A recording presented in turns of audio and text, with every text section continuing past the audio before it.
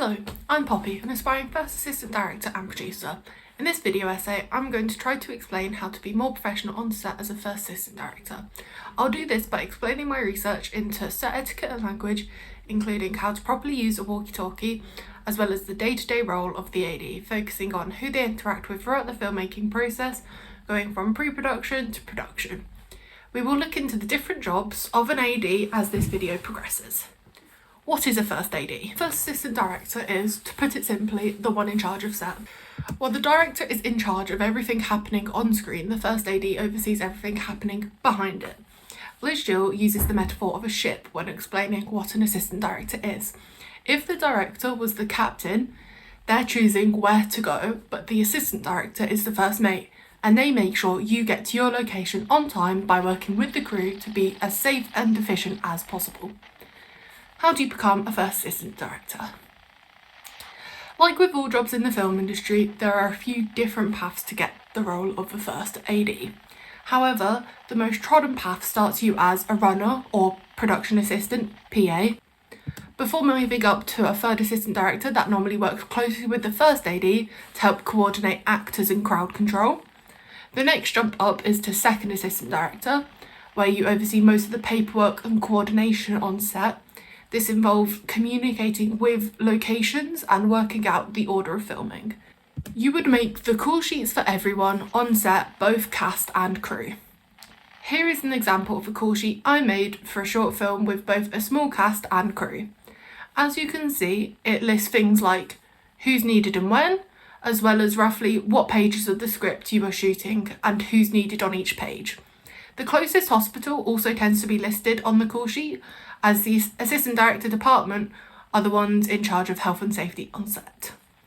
According to Studio Binder, a second AD are the main offset contact for all other departments, such as production, location, and facilities. In pre-production, they will break down the script, organise fittings and rehearsals for cast members, and work out necessary transport and facility requirements. Once filming begins, the second AD must prepare and draw up the next day's call sheets, ensure that all actors are ready for filming when they are required, coordinate transport and makeup and wardrobe timetables. Seconds work closely with the first AD and are in regular communications with them. Seconds may be responsible for finding background artists and coordinating the same requirements for them. Where a production has multiple second assistant directors, this role will be called the key second AD. After being a second assistant director for a while, you can then move up to the first assistant director spot. It's important to remember that this isn't the only way to become a first assistant director, and what I've said is a very simplified version of the path, as depending on the size of project you might be a second unit second AD before moving to a main unit second AD. Pre-production. Pre-production is in many ways the most important part of the shoot. There is still time to solve problems and is much cheaper to do so now rather than later. Prep is about imagining the worst case scenario and doing everything possible to avoid it, and so requires imagination, communication, and execution. Most of this imagining stays private, but those elements that involve taking action will be shared. And no matter how much planning you do, there will always be surprise and disaster. The difference between a good first and one that the crew wants to string up is whether these disasters are self-inflicted. A film set is a great place to create total chaos, confusion, and bad feelings. How much of this you get is determined by how well you prepare. If you know the script, know the schedule, and know the director, you will handle the acts of God more gracefully, and this is really what you're being paid to do. There are a few key pieces of pre-production that a first assistant director needs to do in order to run a set efficiently. The first AD should make a script breakdown as soon as they join the production. They break down the script in a similar way to the producer, but they normally get to cheat and use the director's shot list. Here is the annotated script I made for a film I recently produced. As you can see, I've highlighted and annotated things like character, location, costume and props, stunts, makeup and VFX. These are all things the producer needs to be aware about.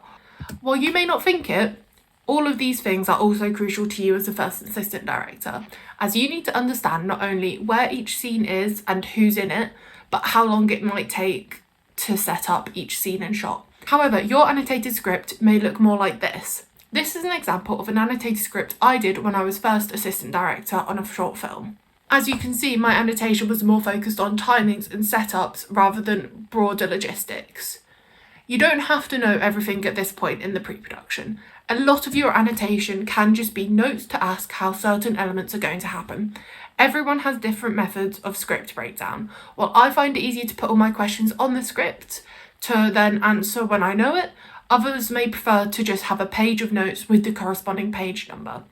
This can also be the smarter choice if you are only given a physical copy of the script rather than a digital one.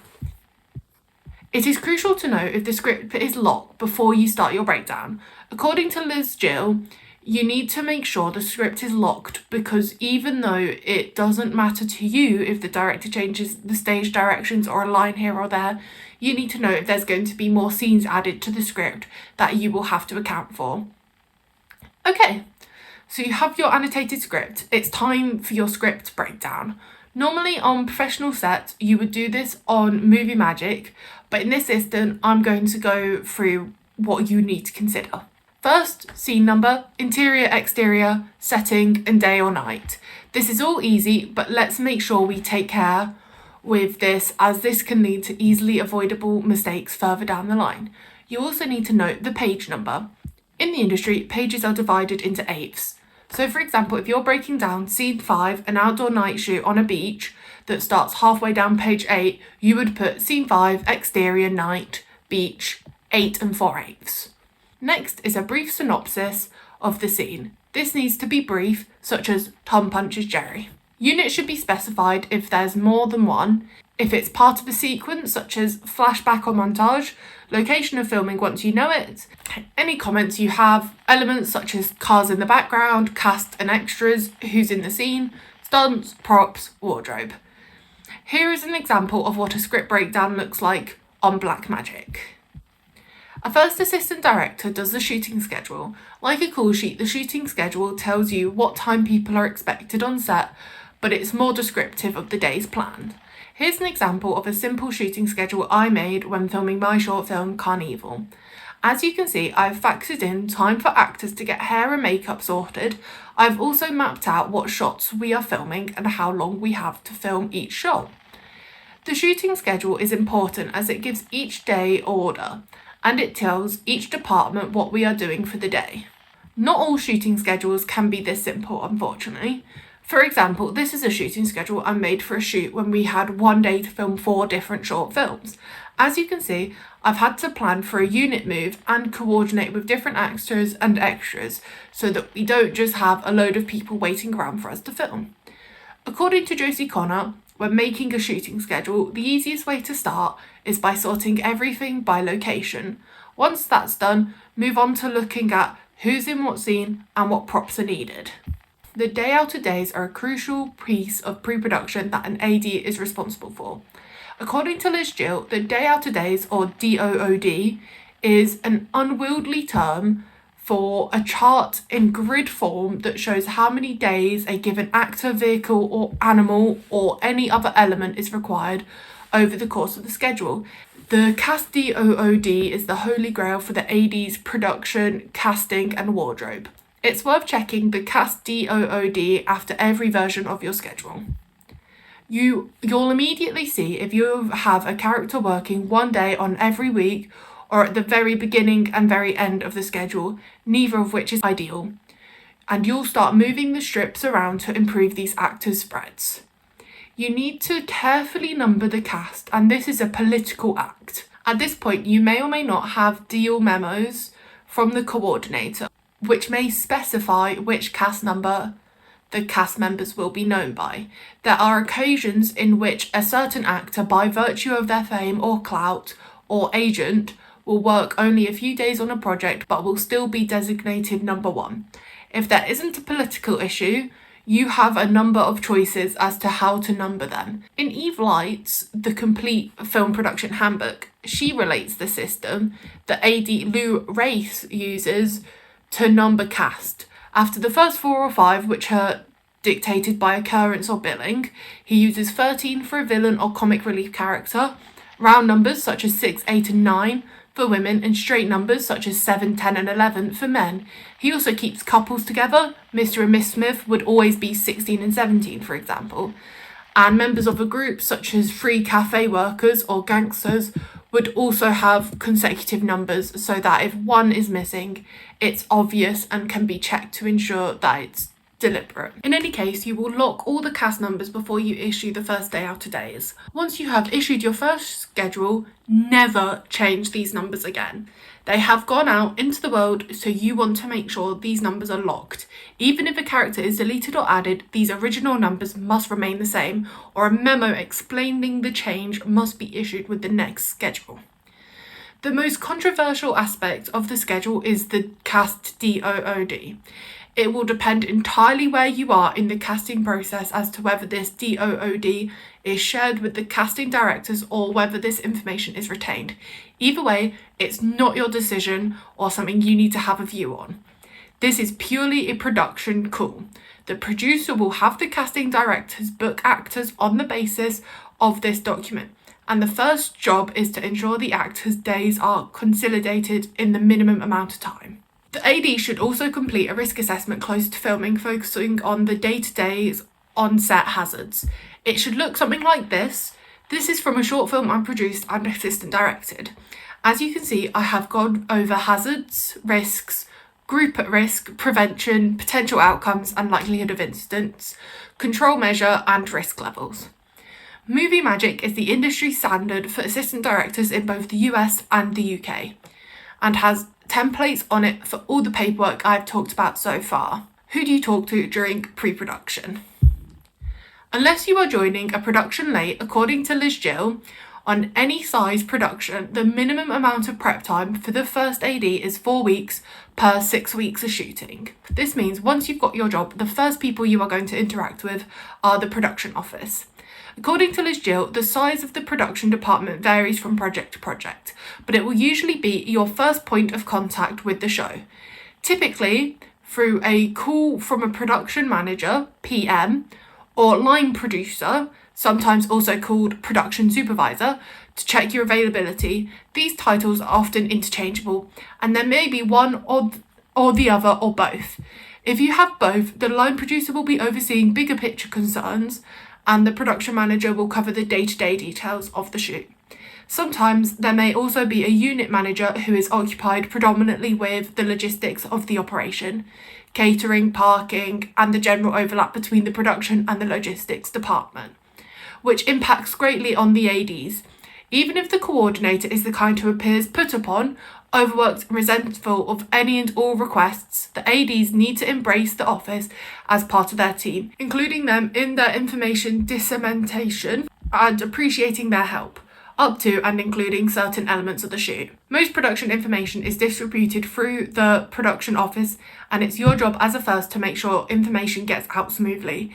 Even just from a self-interested point of view, they should be your allies and friends. They can be a number of producers with various deceptive titles. Generally, if there are multiple producers, you need to ascertain who makes the decisions or at least takes responsibility for the decisions, and work primarily with them. Your first morning will usually begin with making friends with the POC and their assistant, the assistant production coordinator or APOC, and a trainee or office PA, before you run away to go start on your own pre-production. By the time you start the job, the POC will have created a pre-production schedule for the weeks leading up to the start of the shoot. If the shoot involves filming in multiple countries or cast or crew are travelling from abroad, these elements will be in place on the calendar, as well as most heads of departments, HODs, start dates, travel and any casting sessions. You'll have a look at this and see if there is any time penciled for rehearsals, tech scouts or tests, and have a brief chat about how those dates were chosen and what works best. The production office retains control of the prep calendar throughout the prep period, while the ADs and the other departments, especially the second AD, feed information into it through the POC. I would request at this stage that weekly production meetings be added to the calendar on the same weekday every week. The other departments who may have started before you will most likely be accounts, the art department, and costume/wardrobe. You will say hello to accounts and sort out your paperwork, start form, and so forth.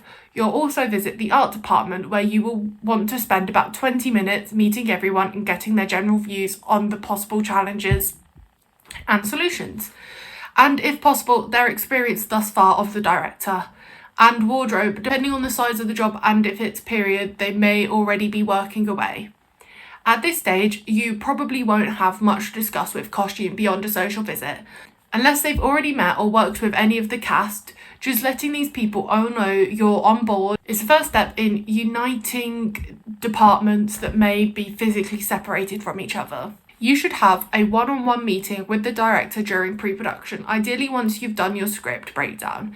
In this meeting, you need to find out relations with the cast, extra numbers, special extras, castings and approvals, approach to vehicles, stunts and special or visual effects, the shooting style, i.e. long tracking shots, multiple setups for coverage, cranes, dollies, static, etc.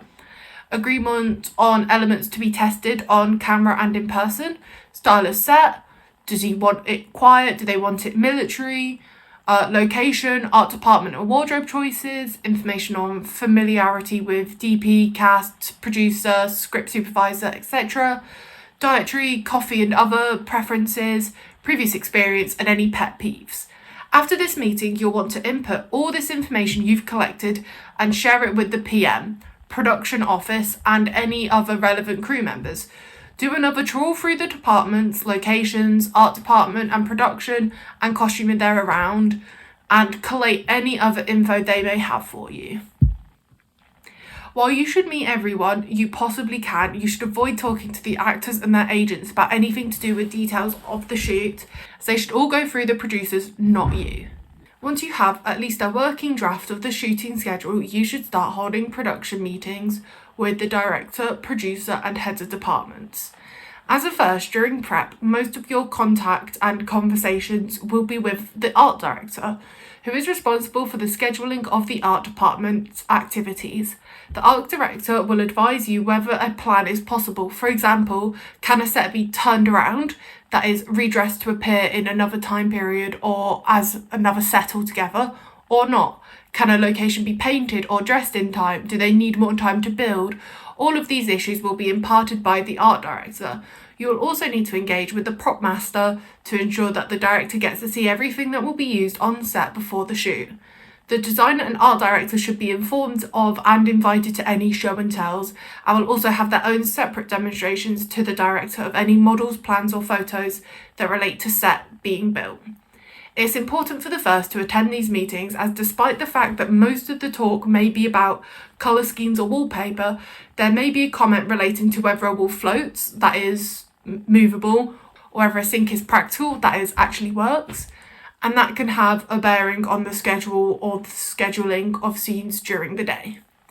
The art department is one of the first departments to begin work on the project and will always be on board before you. They'll often be able to share useful information about the practicalities of the shoot and the personalities involved on the crew. At this stage, you'll also be working with locations to schedule the tech recce's and planning the transports and schedule for these days with the location manager and PM.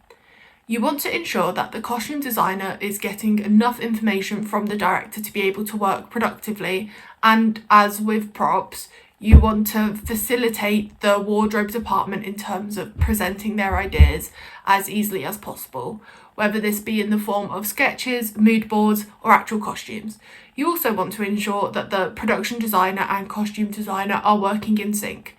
This can be a delicate relationship and it may require diplomacy to arrange open and constant communication between the departments. Sometimes it's easier to liaise with the art department and the wardrobe supervisor, the art director's equivalent in the costume department, as they understand the vision of their HODs without perhaps the emotional attachment. At the very least, you want to be sure that both departments are aware of the dominant colours being employed by the others. The second AD, once they begin, will liaise with the wardrobe department about costume fittings and the makeup and hair department about tests. Production. On set, there simply isn't time for democracy. If everyone knows their job, and especially if you have done your job in organising the campaign properly, there won't be the need for discussion or disagreement. Talk is very, very, very expensive. And while you do need to appear relaxed and confident inside, you need to be running like hell.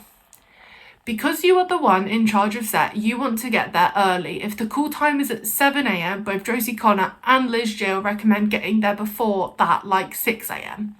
This way you can call your second AD to check in and go over anything that's necessary before it gets busy. It also gives you a chance to get in the necessary headspace before the whole crew arrives. Liz Jill likes to greet her crew every morning to talk them through the challenges, if any, of the day ahead. At best, only the second and second will have had any prep, so the others are facing a brand new set or several every day. It's worth the few minutes as you're having coffee to spell out your approach for any company moves, big crowd scenes, vehicle work, etc. and invite them to ask questions. When you're working with a good AD team, they will help you by thinking ahead as well. During the day, they may ask you whether they should move some extras ahead or warn you if the cast are late. They may advise you that the art department is still dressing or that someone is in tears in the bathroom. Any bit of information that might impact your schedule is your business.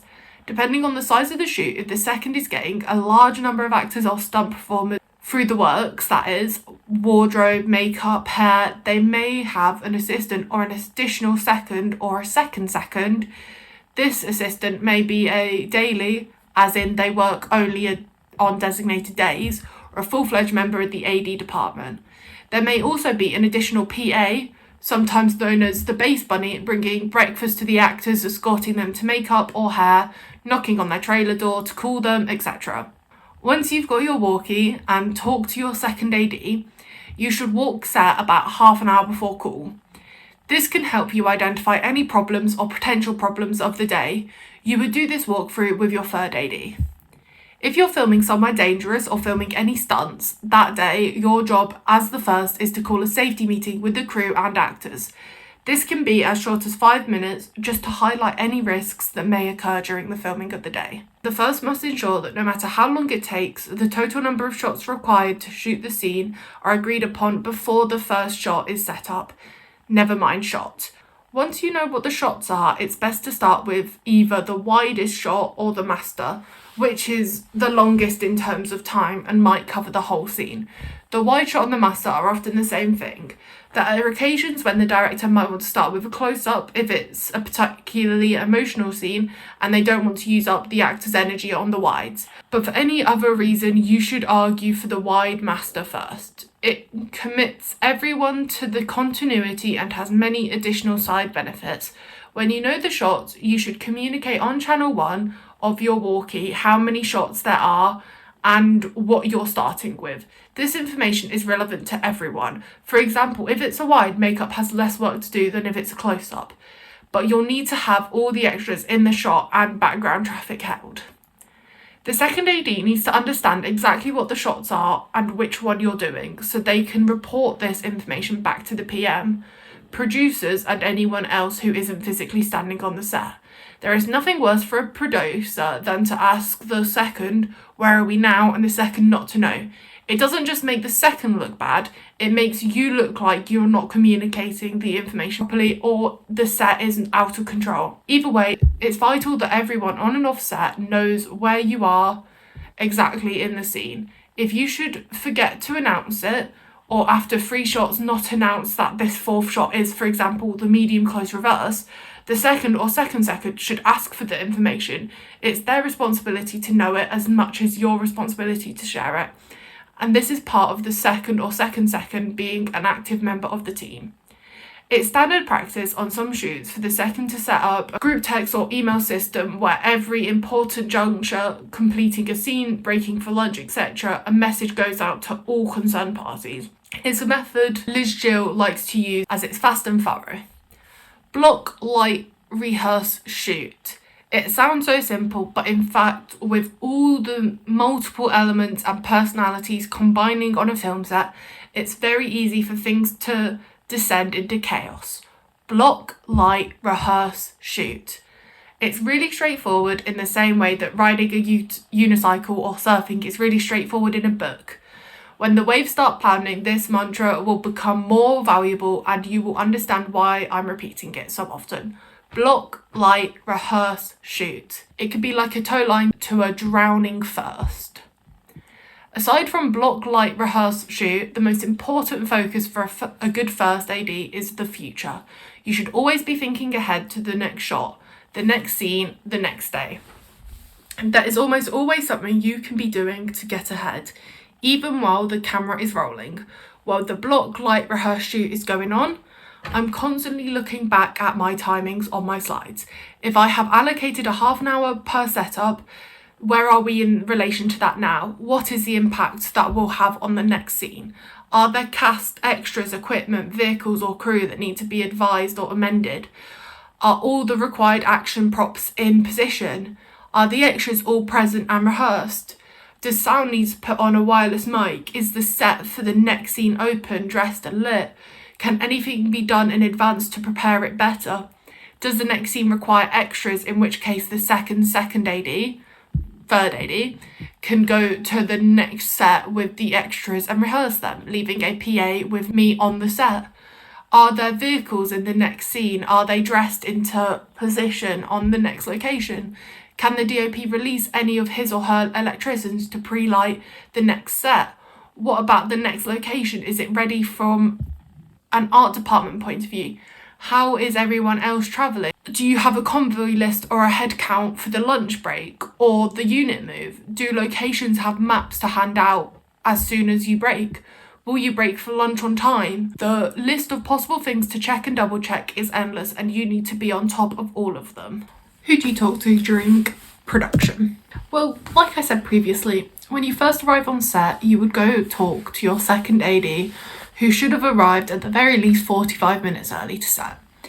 Checking in with the second means ensuring that all the cast are present and on time as per the call sheets, getting your walkie and having any last minute conversations about any of the day's elements. The second will usually have slides to distribute to everyone as well.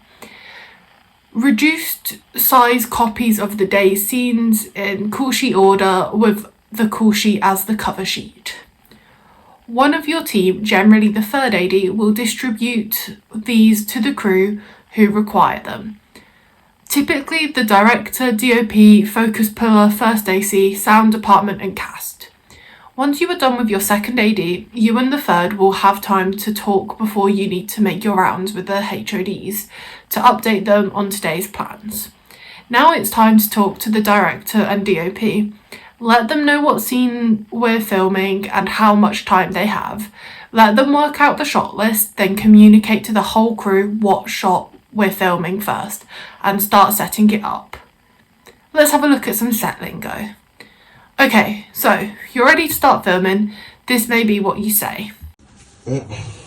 Recording, please. Speeding. Camera. Speeding. Scene 1, shot 8, take 2.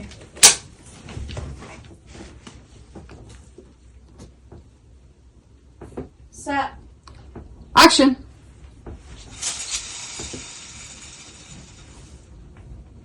Cut. Hold for roll. Is what you say when you're already called, hold traffic and silence on set, but something needs sorting before you film, but you don't want to forfeit the take. On a roll. Is a term to describe doing several takes in a row without cutting, often used for close-ups when the character is doing something specific like opening their laptop. Silent roll. Is when you start camera and sound without announcing, often done when child actors are involved. End board. It's often used when doing a silent roll. It just involves doing the clapperboard after the take rather than before. You need to make sure you say this when director calls cut to remind the camera operator to keep filming for the clapper. Quiet please. This can be used instead of silent on set and is sometimes seen as more polite and breaks up the monotony of having to shout the same thing over and over again.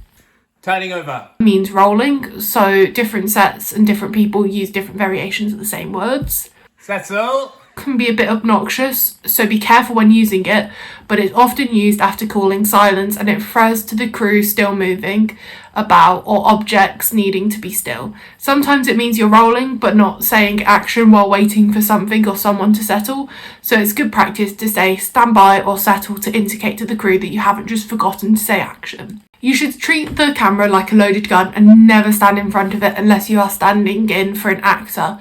If you need to pass the camera for whatever reason, announce that you're crossing, as you never know who's looking at the shot. Likewise, if you need to take a photo with the flash on, put a torch on, announcing flashing, so that the gaffer isn't worried that one of their bulbs have malfunctioned.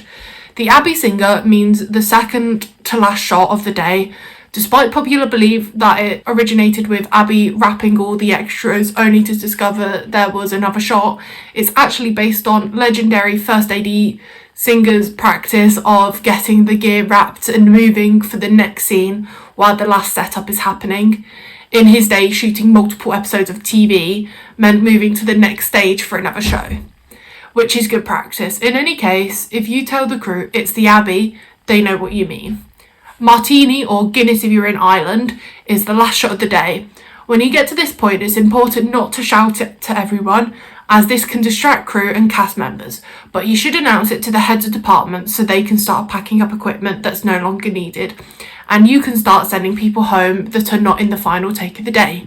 It is important to check with your director, however, before you start doing this, as sometimes the director will have a few shots in mind that they want to get done before wrapping for the day. Let's talk walkie-talkies. Walkie-talkies, or radios, are the AD's main tool. Generally, channel 1 is the main set channel and the voice of the first.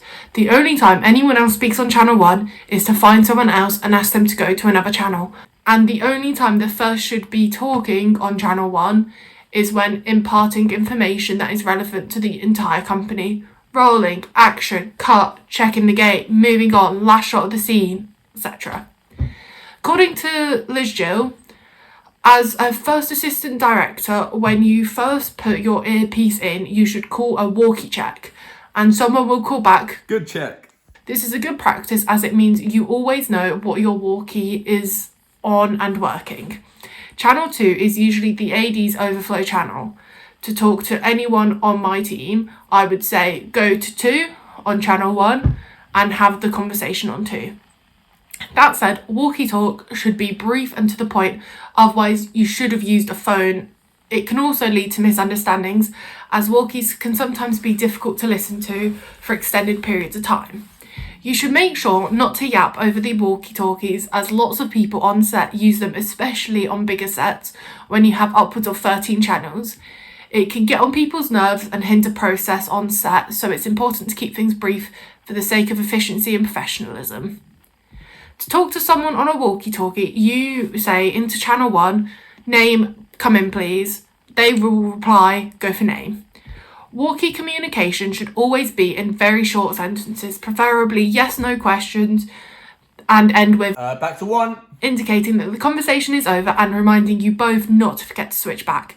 This is why expressions like Roger, check, and copy would work well. They're brief. Some people like to say over, and other lingo from CB radios and war movies, but I find normal English does just fine. Walkie speech must be brief and leave gaps for the other to reply. If 2 people both talk simultaneously, they get stepped on, which means no one hears either and results in a nasty sound in everyone else's ear. If someone steps on the first calling rolling, it can lead to obvious problems. The walkie channels are divided up between departments to keep things easy to run. For example, electricians on channel 3 and camera on 4. During a take, it's important to turn the volume down on your walkie, as despite having an earpiece, the sound can easily leak through, and you don't want to be responsible for ruining a take due to chatter over your radio. However, you must remember to turn the volume back up after takes, as you don't want to miss something important over the radio. You should make sure you have your own headset when on set, as oftentimes they are not provided. It's also just good practice, as you'll look more prepared and be a lot more comfortable than if you had to borrow someone else's. Now, let's go over some of the lingo. Radio check confirms that your radio is operational. 10-4. Or copy is an acknowledge of transmission. Over. I've indicates the end of a statement, signifies you've finished speaking. Go again. Request repetition of the message. 20 is your current location, so What's your 20? would be an inquiry about where you are. Eyes on is an inquiry if someone has seen a specific person or object. For instance, you'd say, I have eyes on this prop. Standing by indicates you're ready for further instruction. Flying in notifies that a person or object is en route to the set. Switching, changing the radio channel. 10-1 is needing to go to the bathroom or a short break, and a 10-2 is a longer break. Post-production. The AD's job is done as soon as you wrap on the final day of filming. While you still need to attend the wrap party, your job is finished and it's time for you to recover from the filming. Let's go over some helpful tips and tricks. Don't stand in doorways. Don't talk during takes. That includes whispering, mouthing, or large physical gestures. Never assume anything. Admit when you've messed up as early as possible. Never say I don't know. Say I'll find out and then find out. It's better to be looking at it than looking for it. No live ammo, no real alcohol, real violence. The point is to create an illusion. Real life is for documentaries. Never film anyone without a signed release form or the equivalent. Make sure as a first AD you are recording what's happening and when. This is important as sometimes a producer might want to know what's taking so long. So if you have a list of what's happening and when while on set, it covers your ass and can help you identify any problems on set.